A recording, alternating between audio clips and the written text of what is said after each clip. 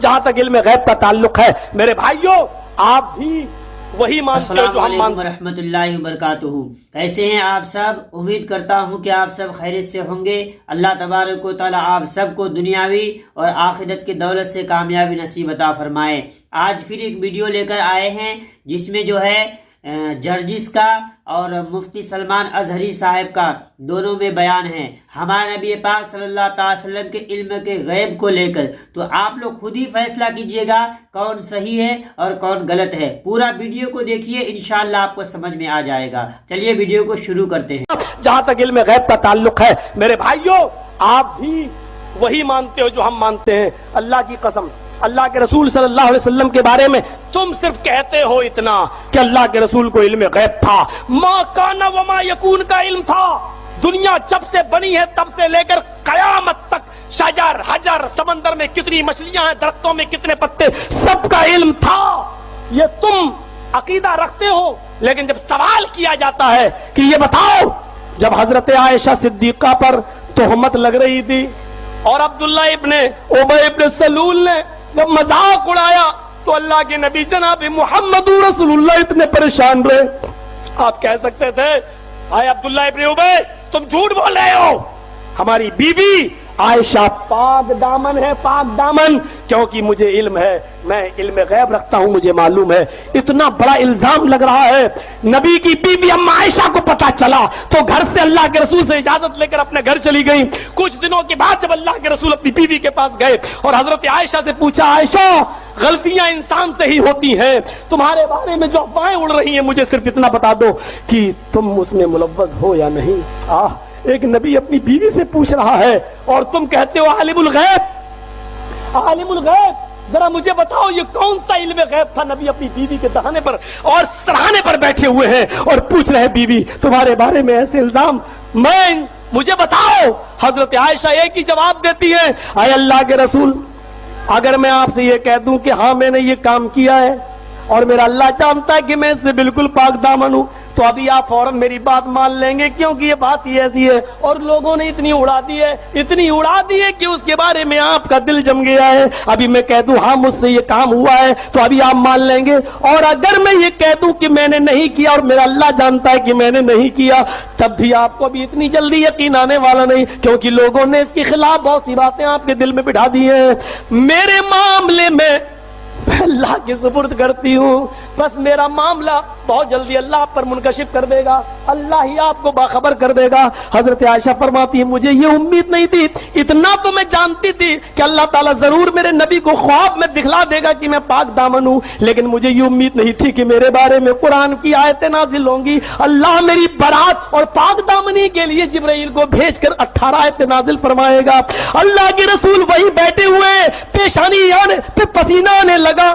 اما عائشہ سمجھ گئی کہ اللہ کے رسول پر جب وحی آتی تھی تو ایسا ہی حال ہو جاتا تھا، سخت سردیوں میں پسینہ آنے لگتا تھا۔ اللہ کے رسول بیٹھے ہیں، پسینہ ٹپک رہا ہے، آپ بوجھل، آپ بھاری سے ہو گئے، آپ کا سر بوجھل ہو گیا۔ حضرت عائشہ سمجھ رہی ہیں، ابو بکر صدیق گھبرا گئے، ان کی بیوی یعنی اما عائشہ کی ماں گھبرا گئی، پتہ نہیں جبرائیل کون سی خبر لے کے آ رہے ہیں، پتہ نہیں میری بیٹی کے بارے میں کیا اللہ بتائے۔ لیکن حضرت عائشہ فرماتی ہے کہ میں بالکل نہیں گھبرائی، اس لیے کہ جب میں نے یہ کام کیا ہی نہیں تو میں کیوں گھبراؤں۔ تھوڑی دیر کے بعد جب 18 آیتیں نبی کے اوپر نازل ہو چکی تو اللہ کے رسول مسکراتے ہوئے اٹھے، کہنے لگے عائشہ خوش ہو جاؤ، اللہ تعالیٰ نے تمہاری پاک دامنی کا اعلان کر دیا، مجھے باخبر کر دیا، یہ آیتیں تمہارے بارے میں نازل ہوئی۔ حضرت عائشہ کی ماں کہنے لگی اے عائشہ اٹھو، جلدی اٹھو اور اللہ کے رسول کا شکریہ ادا کرو۔ تم کیا جانو قادری صاحب، تمہارے چیلے اور چپاٹے کیا جانے، تم نے ان کو اتنا بے وقوف بنا دیا ہے۔ حضرت عائشہ نے جو جواب دیا تھا وہ تمہیں بتاتا ہوں۔ حضرت عائشہ کی ماں کہہ رہی ہیں تمہارے بارے میں قرآن کی آیتیں نازل ہوئی، اللہ نے پاک دامنی کا اعلان کر دیا، عائشہ تم نے اٹھو اور نبی کا شکریہ ادا کرو۔ حضرت عائشہ نے یہ کہہ کر ٹھکرا دی اپنی ماں کی بات، میں نبی کا کیوں شکریہ ادا کروں، میں محمد رسول اللہ کا کیوں شکریہ ادا کروں، یہ بھی تو انہی لوگوں کے باتوں میں آ رہے تھے، میں تو شکریہ اس ذات کا ادا کروں گی جس نے میری پاک دامنی کا اعلان کیا، میں بھی شکریہ اس کا ادا کروں گی جس نے مجھے پاک होता मन साबित कर दिया। बीवी रसूलुल्लाह के शुक्रिया को रिजेक्ट कर रही है और अल्लाह का शुक्रिया अदा कर रही है। तुम गौर से पढ़ो तुम्हें सब वहाबी नजर आएंगे। सूरह नूर में अल्लाह ताला ने जो अहकाम फरमाए, देखें चंद अहकाम मैं बता देता हूँ। इस सूरे में जो है उम्मुल मोमिनीन आयशा सिद्दीक़ा रज़ियल्लाहु ताला अन्हा की बरात, आपकी पाकी का भी जिक्र आया है। मुनाफिकीन ने आप पर तोहमत लगाई थी। एक बार हुजूर सल्लल्लाहु अलैहि वसल्लम जिहाद में थे, ग़ज़वे बनी मुस्तलक, वहां से वापसी के वक्त उम्मुल मोमिनीन साथ में हुआ करती थी, कोई ना कोई हुजूर की ज़ौजा साथ जाती थी। तो वापसी के वक्त जब उम्मुल मोमिनीन की उम्र बहुत छोटी थी, हज़रत आयशा सिद्दीक़ा रज़ियल्लाहु ताला अन्हा की उम्र तकरीबन 13-14 साल के आसपास थी। वापसी के वक्त, जिहाद से वापसी के वक्त रास्ते में एक जगह काफिला रुका, तो ऊंट के ऊपर एक कजावा यानी एक खीमा लगाया जाता था अज़वाज मुतहरात के लिए, उम्मुल मोमिनीन के लिए पर्दे का इंतज़ाम होता था। वो कैसा होता था, एक छोटा सा हुजरा, एक झोपड़ी टाइप, उसे उठा करके रखते थे, बांधते थे ऊंट के ऊपर, और फिर जहां ऊंट बैठ जाए वो उठा करके फिर जमीन पर रखा जाता था। तो कजावा उठा करके जमीन पर रखा गया। रात को जो है वहां क़याम हुआ थोड़ी देर के लिए। उम्मुल मोमिनीन अपनी हाजत के लिए उतरी, उनका सोने का हार जो है कहीं गिर गया था, तो वो ढूंढने के लिए निकली। तो इत्तेफाक से जो है अचानक वापसी का ऐलान हो गया कि चलो। तो सहाबा जो उठाते थे कजावा, वो खीमा, वो झांक करके देखते नहीं थे कि अंदर है या नहीं। कजावा उठाया गया, ऊंट पर रख दिया गया। उनके दिल में ये था उम्मुल मोमिनीन अंदर हैं, बैठी हैं। जबकि उम्मुल मोमिनीन आयशा सिद्दीक़ा रज़ियल्लाहु ताला अन्हा वो अपने गले का हार कुछ ढूंढने के लिए बाहर निकली हुई थी। काफिला चल पड़ा, चला गया काफिला। हज़रत आयशा वापस आकर के देखी, कुछ भी नहीं, निशान भी नहीं, सब जा चुके। तन्हाई रात की, कोई वहां पर रास्ते में नहीं है। तो एक जगह ओट में बैठी, नींद लग गई, आप सो गई वहीं पे। उस वक्त होता यह था कि काफिले जब चलते थे तो किसी एक सहाबी को पीछे छोड़ दिया जाता था। वो पीछे से चलते हुए आते थे, काफिले का कुछ भी गिरा हुआ सामान हो तो वो उठा करके ले आते थे। तो वो पीछे से चलने वाले सहाबी, काफिले से उनका डिस्टेंस होता था थोड़ा सा। हजरत सफवान रज़ियल्लाहु ताला वो पीछे से आ रहे थे। सुबह सुबह का वक्त था, उन्होंने देखा कि यहाँ कोई खातून सोई हुई। करीब जा करके देखा तो कहने लगे अल्लाहु अकबर, ये तो उम्मुल मोमिनीन है। हजरत आयशा सिद्दीक़ा रज़ियल्लाहु ताला अन्हा के करीब पहुंचे तो बेदार हो गई। पर्दा किया, पूछा कि माँ यहाँ कैसे? कहने लगी मैं फला चीज ढूंढने के लिए निकली थी, काफिला चल पड़ा, मैं रात के अंधेरे में अकेली कैसे चलती। हजरत सफ़वान रज़ियल्लाहु ताला अन्हु अपने साथ सफर में उनको लेकर चले। मदीने पहुंचने तक काफिले वालों को पता ही नहीं था कि उम्मुल मोमिनीन है नहीं कजावे में। बाद में पता चला कि नहीं है।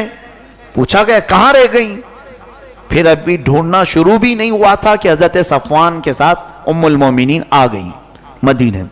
बस इतनी बात थी कि मुनाफिकीन जो थे, जिनके दिलों में कुड़न थी, जलन थी, हुजूर से बुग़्ज़ और अदावत रखते थे, बात फैला दी, अरे नबी की बीवी गैर के साथ चली गई।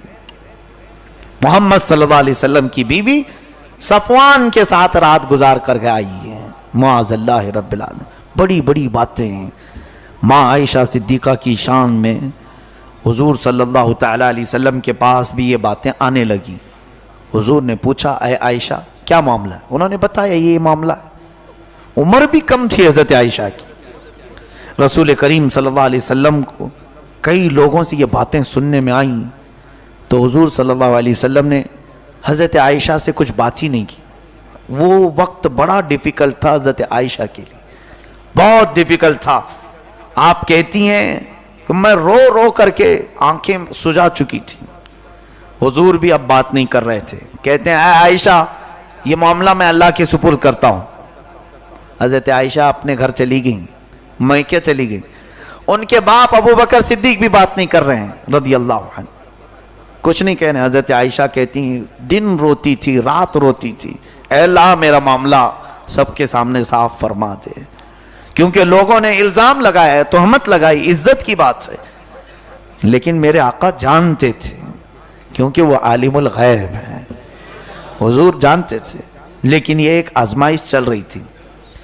دیکھیں کبھی کبھار صبر کی ضرورت ہوتی ہے, یہ میرے آقا کی زندگی سے ملتی ہے چیز. حضرت ابو بکر کو چھوڑ کر کے حضور صلی اللہ علیہ وسلم نے دوسرے صحابہ کو بلانا شروع کیا. حضرت عمر سے پوچھا, عمر عائشہ کے بارے میں ایسی ایسی باتیں سننے کو آ رہی ہیں, تمہارا کیا خیال ہے؟ آگے بڑھتے ہیں, کہتے ہیں یا رسول اللہ صلی اللہ علیہ وسلم, اللہ تبارک و تعالیٰ نے قرآن میں آپ کے گھر والوں کے بارے میں یوں فرمایا, ہر طرح کی برائی کو آپ کے گھر سے دور کیا ہے. اگر عائشہ کے اندر برائی ہوتی تو کبھی مولا آپ کو نکاح کا حکم ہی نہیں دیتا, ہو ہی نہیں سکتا. حضرت عثمان کو بلایا, کہا آپ کا کیا خیال ہے؟ کہتے ہیں دیکھیں کتنی پیاری بات ہے, یا رسول اللہ صلی اللہ علیہ وسلم, اللہ نے آپ کا سایہ زمین پر نہیں ڈالا تاکہ کسی کا پیر نہ پڑ جائے, رسول کے سائے پر کسی کا پیر نہ پڑ جائے. کیا وہ مولا آپ کو ایسی بیوی دے گا جس کے اندر غلاظت ہو ہی نہیں سکتا یا رسول اللہ.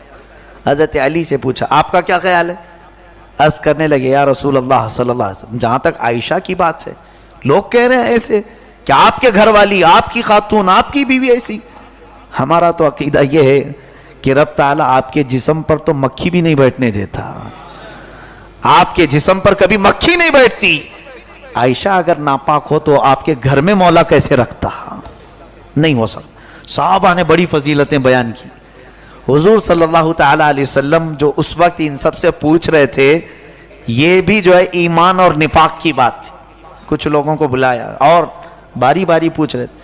پوچھا آپ کا کیا خیال ہے؟ تو ایک صاحب نے کہا ہاں لوگ کہہ رہے ہیں, ہو بھی سکتا ہے نہیں بھی ہو سکتا ہے, کیا معلوم, اندر کی بات ہے. یہاں سمجھ میں آ جاتا ہے, دل میں جو چیز ہے نکل آتی.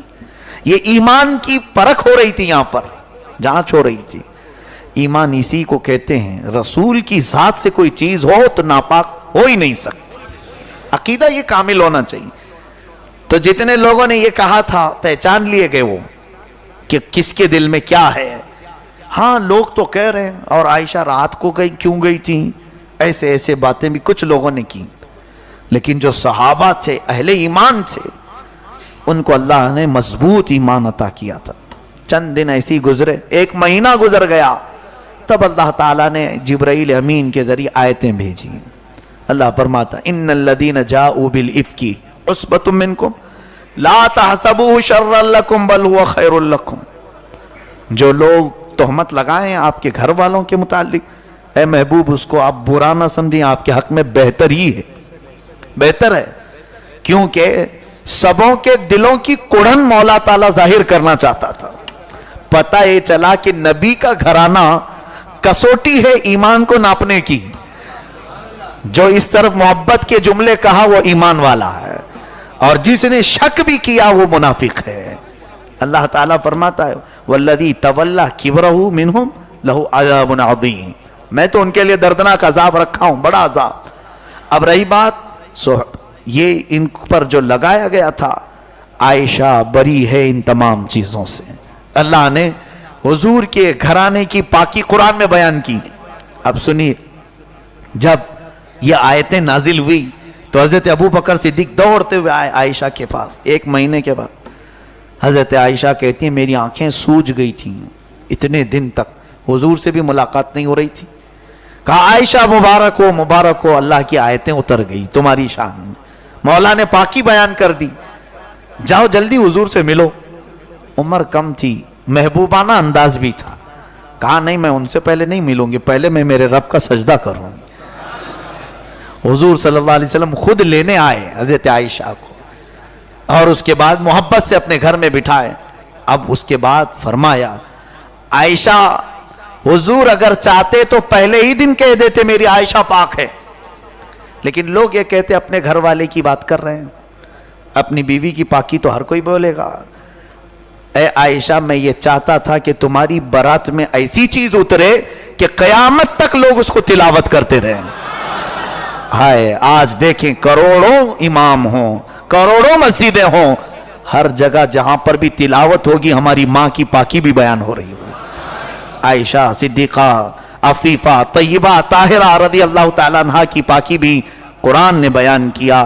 हुजूर सल्लल्लाहु ताला अलैहि वसल्लम हज़रत आयशा सिद्दीका रज़ियल्लाहु ताला अन्हा को ये फरमाते हैं, अल्लाह ने तेरे हक में कुरान की आयतें ऐसी उतारी कि सुबह क़यामत तक अब तेरी पाकी ईमान वाले बोलते रहेंगे। अल्लाह तबारक व तआला निफाक और मुनाफिकीन के शर से हमारी हिफाजत फरमाए। वीडियो आपको कैसा लगा आप कमेंट में जरूर बताइएगा। फिर मिलते हैं किसी और वीडियो में। खुदा हाफिज। अस्सलाम वालेकुम रहमतुल्लाह।